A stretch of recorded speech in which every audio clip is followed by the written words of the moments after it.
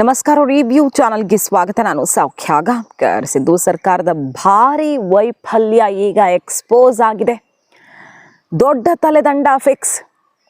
ಈಗ ಈ ಒಂದು ಬೆಳವಣಿಗೆಗೆ, ಈ ವೈಫಲ್ಯಕ್ಕೆ ಬೆಲೆ ತೆರಲೇಬೇಕಾಗತ್ತೆ ಸರ್ಕಾರ.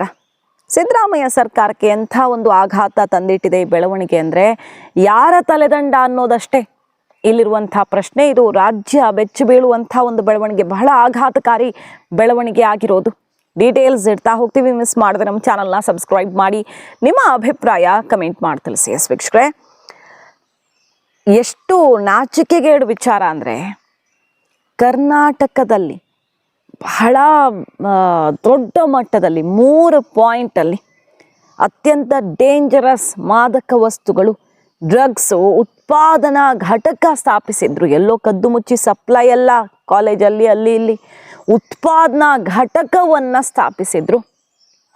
ಆದರೆ ಅದು ಕರ್ನಾಟಕ ಸರ್ಕಾರದ ಗಮನಕ್ಕೆ ಬರಲ್ಲ. ಕರ್ನಾಟಕ ಗೃಹ ಇಲಾಖೆಗೆ ಗೊತ್ತೇ ಆಗಲ್ಲ. ಪಕ್ಕದ ರಾಜ್ಯದ ಮಹಾರಾಷ್ಟ್ರ ಪೊಲೀಸರು ಬಂದು ರೇಡ್ ಮಾಡಿ ಬರೋಬ್ಬರಿ 55.88 ಕೋಟಿ MD ಡ್ರಗ್ಸ್, ಇದು ಇತ್ತೀಚಿನ ವರ್ಷಗಳಲ್ಲಿಯೇ ಬಿಗ್ಗೆಸ್ಟ್ ಆಪರೇಷನ್ ಅಂತ ಕರೆಯಲಾಗ್ತಿದೆ.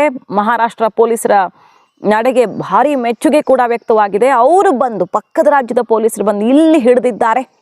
ಆದರೆ ಕರ್ನಾಟಕದಲ್ಲಿ, ಮೈಸೂರಲ್ಲಾದ ಮೇಲೆ ಈಗ ಇನ್ನೊಂದು ದೊಡ್ಡ ಮಟ್ಟದಲ್ಲಿ 3 ಪಾಯಿಂಟಲ್ಲಿ ಪ್ರೊಡಕ್ಷನ್ನನ್ನೇ, ಫ್ಯಾಕ್ಟ್ರಿಯನ್ನೇ ನಡೆಸ್ತಾ ಇದ್ರು ಅನ್ನೋದು ಈಗ ಗೊತ್ತಾಗಿದ್ದು. ರಾಜ್ಯದ ಜನ ಬೆಚ್ಚು ಬಿದ್ದಿದ್ದಾರೆ. ಈ ರೀತಿ ರಾಜ್ಯದ ಒಳಗಡೆನೆ ಡ್ರಗ್ಸ್ ಉತ್ಪಾದನೆ ಆದರೆ ಅದು ಯಾರ್ಯಾರ ಕೈಗೆ ಸೇರ್ತಿದೆ, ಯುವ ಜನತೆಯ ಭವಿಷ್ಯ ಏನಾಗ್ತಿದೆ. ಇವತ್ತು ಬೆಂಗಳೂರು ಅಥವಾ ಯಾವುದೇ ನಗರ ಪ್ರದೇಶಗಳಲ್ಲಿ ಡ್ರಗ್ಸ್ ಮಾಫಿಯಾ ಹೆಂಗಾಗಿದೆ ಅಂದರೆ, ಮೊನ್ನೆ ಸೆಷನ್ನಲ್ಲಿ ಇದು ಪ್ರಸ್ತಾಪ ಆಯಿತು. BJPಯವರು ಡ್ರಗ್ಸ್ ಮಾಫಿಯಾದವಾಗ ಪ್ರಶ್ನೆ ಎತ್ತಿದಾಗ, ಡ್ರಗ್ಸ್ ಮಾಫಿಯಾ ಎಲ್ಲ ರಾಜ್ಯಗಳಲ್ಲಿ ಇರತ್ರಿ, ಅದೇನು ನಮ್ಮ ರಾಜ್ಯದಲ್ಲಿ ಮಾತ್ರ ಇರೋದ ಅನ್ನೋ ರೀತಿ ಪರಮೇಶ್ವರ್ ಅವರು ಉಡಾಫೆ ಉತ್ತರ ಕೊಟ್ಟರು ಅಂತ ಆಕ್ರೋಶ ಸಿಡಿದಿತ್ತು. ಈಗ ನೋಡಿದ್ರೆ ಹಿಂಗಾಗಿದೆ ಪರಿಸ್ಥಿತಿ. ಪಕ್ಕದ ರಾಜ್ಯದವರು ಬಂದು ಇಲ್ಲಿ ರೇಡ್ ಮಾಡ್ತಾರೆ, ಬಟ್ ನಮ್ಮ ಪೊಲೀಸರಿಗೆ, ನಮ್ಮ ಗೃಹ ಇಲಾಖೆಗೆ ಗೊತ್ತಾಗಲ್ಲ. ಈಗ ಗೃಹ ಸಚಿವರು ಹೇಳ್ತಿದ್ದಾರೆ, ಸುಳ್ಳು ಇದೆಲ್ಲ, ಇಷ್ಟೆಲ್ಲ ದೊಡ್ಡ ಪ್ರಮಾಣದಲ್ಲ ಏನು ಸೀಸ್ ಮಾಡ್ಕೊಂಡಿಲ್ಲ ಅವರು, 55 ಕೋಟಿ ಇದೆಲ್ಲ ಅಂತ. ಆದರೆ ಮೀಟಿಂಗ್ ಆಗಿದೆ. ಇದ್ದಕ್ಕಿದ್ದಂತೆ ಗೃಹ ಸಚಿವರು ಮೀಟಿಂಗ್ ಕರೆದಿದ್ದಾರೆ. ಹಿರಿಯ ಅಧಿಕಾರಿಗಳೆಲ್ಲ ಭಾಗವಹಿಸಿದ್ದಾರೆ. ತರಾಟೆಗೆ ತಗೊಂಡಿದ್ದಾರೆ. ಅವ್ರಿಗೆ ಗೊತ್ತಾಗುತ್ತೆ, ನಿಮಗೆ ಹೆಂಗೆ ಗೊತ್ತಾಗಲ್ಲ ಅಂತ ತರಾಟೆಗೆ ತಗೊಂಡಿದ್ದಾರೆ. ಇದು ಭಾರಿ ಮುಜುಗರ ತಂದಿಟ್ಟಿರುವಂಥ ಬೆಳವಣಿಗೆ. ನೋಡಿ ಏನೇನಾಗಿದೆ ಅನ್ನೋ ಡೀಟೇಲ್ಸನ್ನು ಕೊಡ್ತಾ ಹೋಗ್ತೀವಿ. ಕೆಲವು ದಿನಗಳ ಹಿಂದೆ ಸಾಂಸ್ಕೃತಿಕ ನಗರಿ ಮೈಸೂರಲ್ಲಿ ಡ್ರಗ್ಸ್ ಫ್ಯಾಕ್ಟರಿ ಪತ್ತೆಯಾಗಿತ್ತು. ಅಂದರೆ ಕರ್ನಾಟಕ ಈಗ ಡ್ರಗ್ಸ್ ಅಡ್ಡೆ ಅಥವಾ ಇಲ್ಲಿ ಮಾಫಿಯಾ ನಡೆಯುತ್ತೆ, ಒಳಗಿಂದೊಳಗೆ ಸಪ್ಲೈ ಎಲ್ಲ ಡ್ರಗ್ಸ್ ಪ್ರೊಡಕ್ಷನ್ ಯೂನಿಟ್ ಆಗ್ತಿದೆಯಾ ಕರ್ನಾಟಕ. ಮೈಸೂರಲ್ಲಿ ಫ್ಯಾಕ್ಟರಿ ಪತ್ತೆಯಾಗಿತ್ತು. ಆ ವಿಷಯನೇ ಇನ್ನೂ ಬಹಳ ಶಾಕಿಂಗ್ ಆಗಿದೆ ಜನಕ್ಕೆ.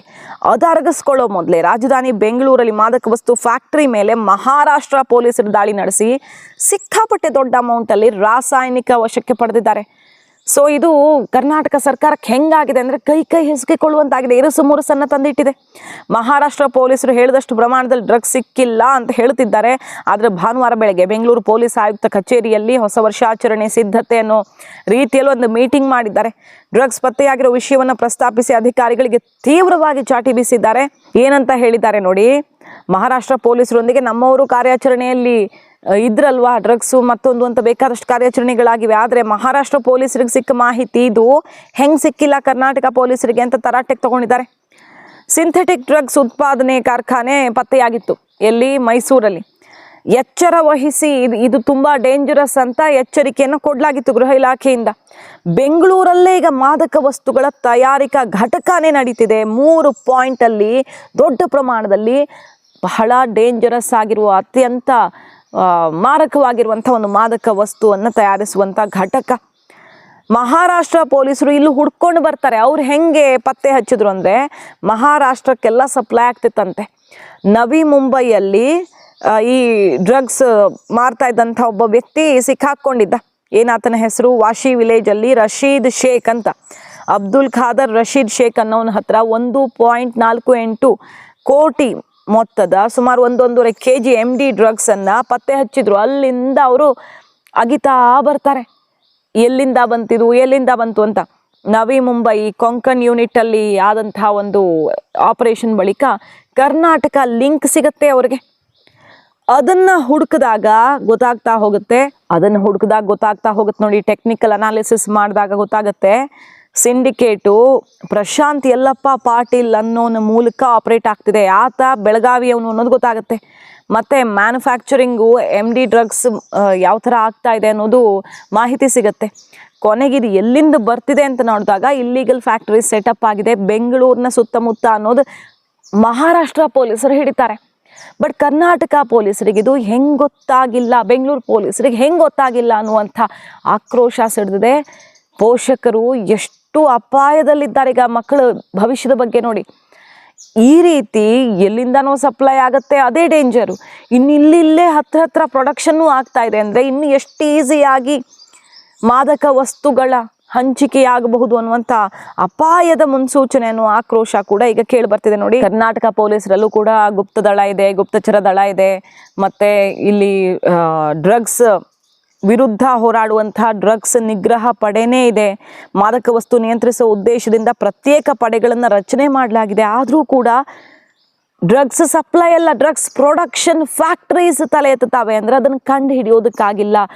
ಎಲ್ಲಿಂದಲೂ ಒಂದು ಸಣ್ಣ ಮಾಹಿತಿ ಕೂಡ ಹೆಂಗೆ ಬಂದಿಲ್ಲ ಅನ್ನೋದೀಗ ಬಹಳ ಮುಜುಗರಕ್ಕೆ ಕಾರಣ ಆಗಿರೋದು.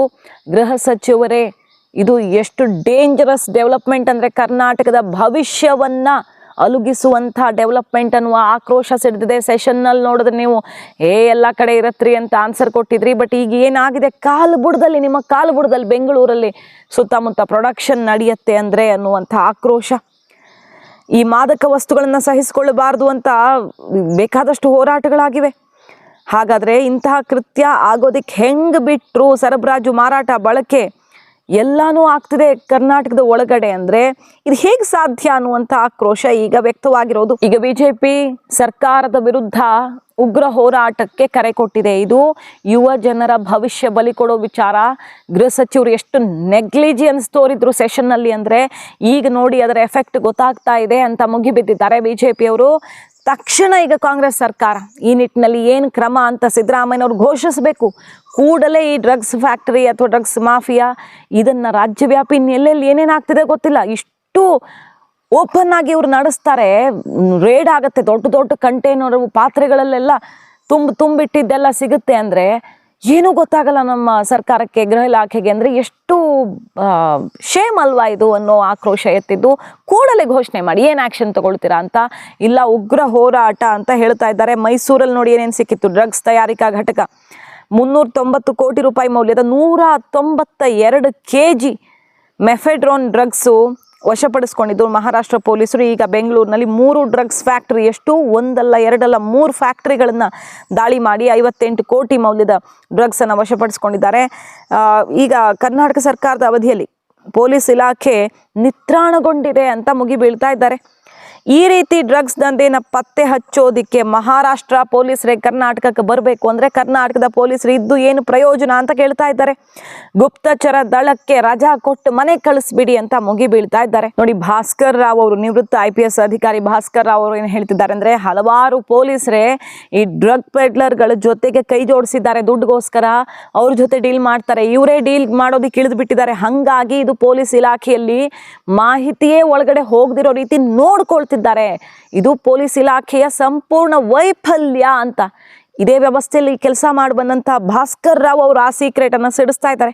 ಪೊಲೀಸರು ಡ್ರಗ್ಸ್ ಪೆಡ್ಲರ್ಗಳಿಂದ ಹಣ ಪಡೆದು ದಂಧೆಗೆ ಸಹಾಯ ಮಾಡ್ತಿದ್ದಾರೆ. ಗೃಹ ಇಲಾಖೆ ಸಂಪೂರ್ಣ ಫೇಲ್ಯೂರ್ ಇದು ಅಂತ ಹೇಳ್ತಿದ್ದಾರೆ. ಸೊ ಗೃಹ ಸಚಿವರು ಇದರ ಹೊಣೆ ಹೊರಬೇಕಾಗತ್ತೆ. ದೊಡ್ಡ ಆಫೀಸರ್ಗಳ ತಲೆದಂಡ ಆಗಬೇಕು, ಇಲ್ಲ ಗೃಹ ಸಚಿವರೇ ಹೊಣೆ ಹೊರಬೇಕಾಗಿದೆ. ಈಗ ನೋಡ್ತೀವಿ, ಪರಿಶೀಲಿಸ್ತೀವಿ, ಗೊತ್ತಿಲ್ಲ ಅನ್ನುವ ಆನ್ಸರನ್ನೇ ಫಸ್ಟ್ ಜಿ ಪರಮೇಶ್ವರ್ ಅವರು ಕೊಡ್ತಾರೆ. ಸರ್ಕಾರದ ಸ್ಥಿತಿ ಈ ರೀತಿ ಆಗಿದೆಯಾ? ಡ್ರಗ್ ಪೆಡ್ಲರ್ಗಳಿಂದ ಹಣ ಪಡೆದು ಸರ್ಕಾರ ನಡೆಸುವಂಥ ಹೀನ ಪರಿಸ್ಥಿತಿಯಲ್ಲಿದ್ದೀರಾ ನೀವು ಅಂತ ತರಾಟೆಗೆ ತಗೊಳ್ತಿದ್ದಾರೆ. ನಮ್ಮ ಯುವಕರ ಭವಿಷ್ಯವನ್ನೇ ನಾಶ ಮಾಡೋ ಬೆಳವಣಿಗೆ ಇದು ಅನ್ನುವಂಥ ಆಕ್ರೋಶ ಸಿಡಿದಿದೆ ನೋಡಿ. ಇಷ್ಟು ದೊಡ್ಡ ಪ್ರಮಾಣದಲ್ಲಿ ಮೈಸೂರಲ್ಲಿ ಮೊನ್ನೆ ಮರ್ತಿಲ್ಲ ಇನ್ನು ನಾವು, ಅಷ್ಟು ದೊಡ್ಡ ಫ್ಯಾಕ್ಟ್ರಿ ಸೆಟಪ್. ಈಗ ನೋಡಿದ್ರೆ ಇಲ್ಲಿ 3 ಫ್ಯಾಕ್ಟ್ರಿಗಳನ್ನು ರೇಡ್ ಮಾಡಿರೋದು. ಹೇಗೆ ಸಾಧ್ಯ ಕರ್ನಾಟಕದಲ್ಲಿ ಇಂತಹ ಡ್ರಗ್ ಪ್ರೊಡಕ್ಷನ್ ಆಗೋದಿಕ್ಕೆ? ಮೆಫೆಡ್ರೋನ್ ಡ್ರಗ್ಸು ಇಲ್ಲಿ ಸಿಕ್ಕಿರೋದು ಇಷ್ಟು ದೊಡ್ಡ ಪ್ರಮಾಣದಲ್ಲಿ ಅಲ್ಲಿ ಸ್ಟೋರೇಜ್ ಮಾಡೋ ತನಕ ಯಾರಿಗೂ ಗೊತ್ತಾಗಿಲ್ಲ ಪೊಲೀಸ್ ಇಲಾಖೆಯವ್ರಿಗೆ. ಅಂದ್ರೆ ಅದು ಸಾಧ್ಯ ಇದೆಯಾ? ಡೀಲ್ ಮಾಸ್ಟರ್ಗಳು ಇವರು ರಾಜ್ಯದ ಭವಿಷ್ಯ ಬಲಿ ಕೊಡ್ತಿರೋರು ಅನ್ನೋ ಆಕ್ರೋಶ ಎದ್ದಿದೆ. ಈಗ ಅಕ್ಕಪಕ್ಕದ ರಾಜ್ಯವನ್ನು ಹಾಳು ಮಾಡೋದಕ್ಕೆ, ಡ್ರಗ್ಸ್ ಸಪ್ಲೈ ಮಾಡೋದಕ್ಕೂ ಇಲ್ಲಿ ಅವಕಾಶ ಇದೆ ಅಂದರೆ ಇನ್ನು ಕರ್ನಾಟಕದಲ್ಲಿ ಅದರ ಎಫೆಕ್ಟ್ ಎಷ್ಟು ಡೇಂಜರಸ್ ಆಗಿರಬಹುದು ಅಲ್ವಾ ಅನ್ನೋದು. ಸೊ ಮುಖ್ಯಮಂತ್ರಿಗಳು ಕೂಡಲೇ ಇದಕ್ಕೆಲ್ಲ ಕಡಿವಾಣ ಹಾಕೋದಕ್ಕೆ ಕಟ್ಟುನಿಟ್ಟಿನ ಕ್ರಮ ಕೈಗೊಳ್ಳಲೇಬೇಕಾಗಿದೆ. ಮಾಹಿತಿ ಇಷ್ಟ ಆಗಿದ್ರೆ ಮಿಸ್ ಮಾಡಿದ್ರೆ ನಮ್ಮ ಚಾನಲ್ನ ಸಬ್ಸ್ಕ್ರೈಬ್ ಮಾಡಿ, ನಿಮ್ಮ ಅಭಿಪ್ರಾಯ ಕಮೆಂಟ್ ಮಾಡಿ ತಿಳಿಸಿ. Thank you.